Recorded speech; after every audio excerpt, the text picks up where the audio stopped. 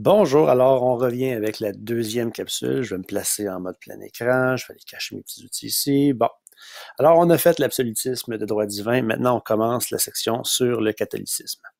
Donc le catholicisme, je dis, c'est de loin le mouvement de pensée le plus dominant en Nouvelle-France. C'est lui qui va intervenir dans toutes les sphères de la vie des habitants de la colonie. Et le catholicisme, on va le voir, premièrement en général, après ça on va aller voir son influence sur l'éducation, sur les santé services sociaux, sur le fonctionnement des paroisses. Après ça, on va aller voir des manifestations culturelles du catholicisme. Puis après cette capsule-là, qui devrait être finie, j'espère, peut-être qu'elle va être splittée en deux, je ne sais pas, on va aller voir l'esprit d'indépendance des Canadiens.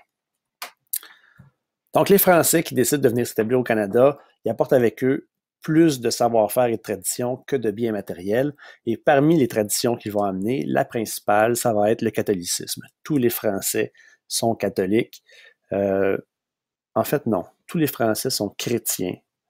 La plupart sont catholiques. Parce qu'il y a quand même des poches de protestantisme en France. Le catholicisme, c'est un courant du christianisme.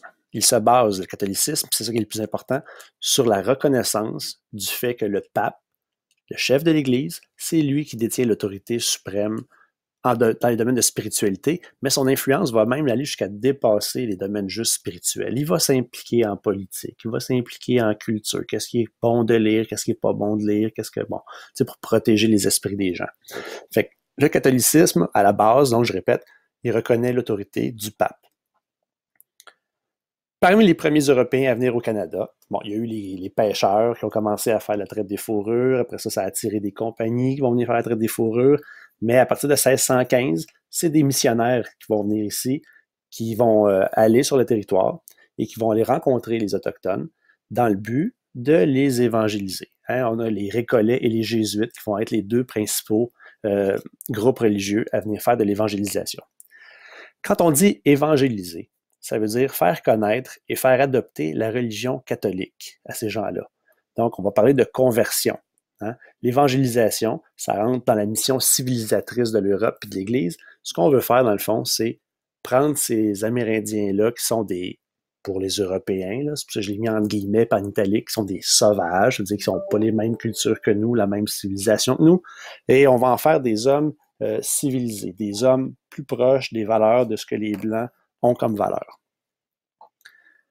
D'une certaine façon, quand on dit évangéliser, dans le fond, c'est qu'on veut les européaniser et donc, ça revient à dire qu'on va les assimiler, ce qui n'est pas une chose super positive en passant. L'Église catholique va jouer un rôle très important en Nouvelle-France. Elle va s'occuper, je l'ai dit tantôt quand j'ai fait mon introduction, d'éducation, services sociaux et dans la direction des paroisses. Allons voir l'éducation, qu'est-ce qui arrive avec ça. Donc, en plus de convertir les Amérindiens, les communautés religieuses vont ouvrir des établissements d'enseignement qui vont être destinés, bon, certains, ça va être, le but, c'est d'éduquer les jeunes filles amérindiennes, mais par la bande, là, on va aller essayer d'éduquer aussi les enfants des colons at large. Donc, dans la ville de Québec, on retrouve le Collège des Ursulines, c'est elle qui, au départ, voulait éduquer les jeunes filles autochtones, donc les évangéliser, les civiliser, les rendre européennes, dans le fond. On va retrouver le Collège des Jésuites et le Grand Séminaire de Québec, qui est lui aussi sous l'autorité des Jésuites. Un séminaire, là, le but du séminaire, c'est toujours de former des prêtres. À la base, c'est ça. Et l'image qui est là, c'est la cour du Séminaire de Québec.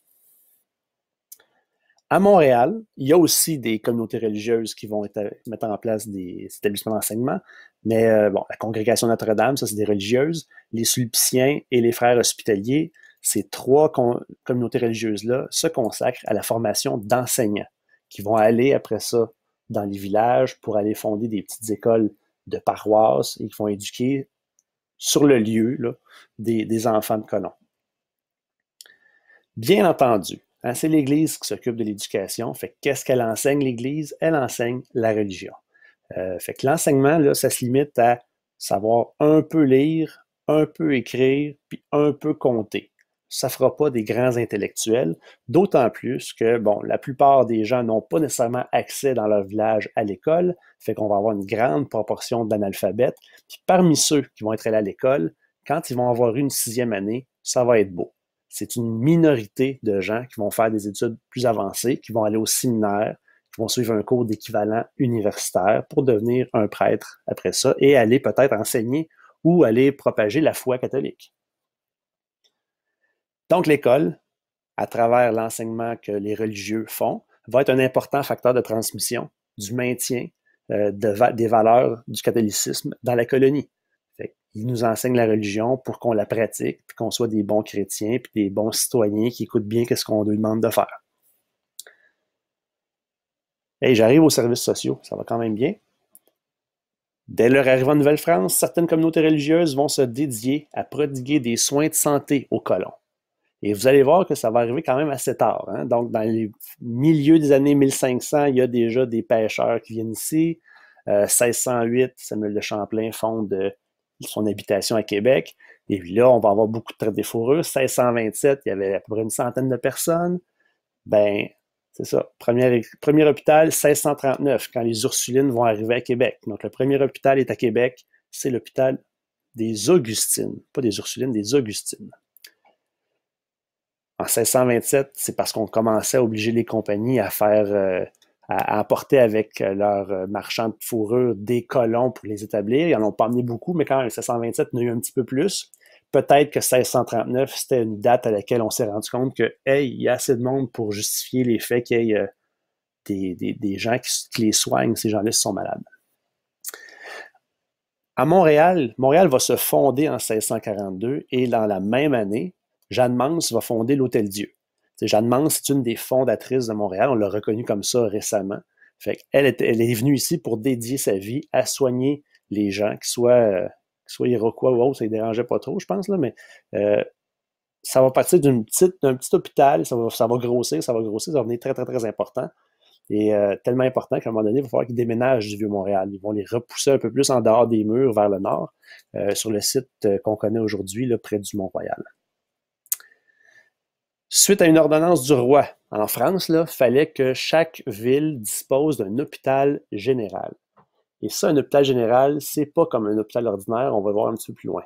Donc, à Québec, il va y avoir un hôpital général en 1693, puis Montréal va en avoir un plus tard, en 1747. Un hôpital général, c'est quoi? C'est tout sauf un hôpital. Dans l'hôpital général, on va mettre les indésirables de la société. Là, j'ai des exemples, les handicapés, des gens qui ont des problèmes d'ordre psychologique ou même psychiatrique. Donc, on va dire, entre parenthèses, des fous, les prostituées. Ça, c'est un comportement qu'on ne veut pas nécessairement qui se reproduise beaucoup dans la société. Les criminels. Fait que l'hôpital général, c'est un hôpital psychiatrique. C'est un centre hospitalier de soins longue durée, hein, un CHSLD. Donc, on met là les personnes âgées qui sont un petit peu en perte d'autonomie et de santé mentale. Et ça va être aussi une prison. Il n'y en avait pas de prison, on les mettait à l'hôpital général. Puis les religieuses, les religieux qui étaient là vont s'occuper de les garder, leur prodiguer des soins pour qu'ils puissent finir le jour là finalement.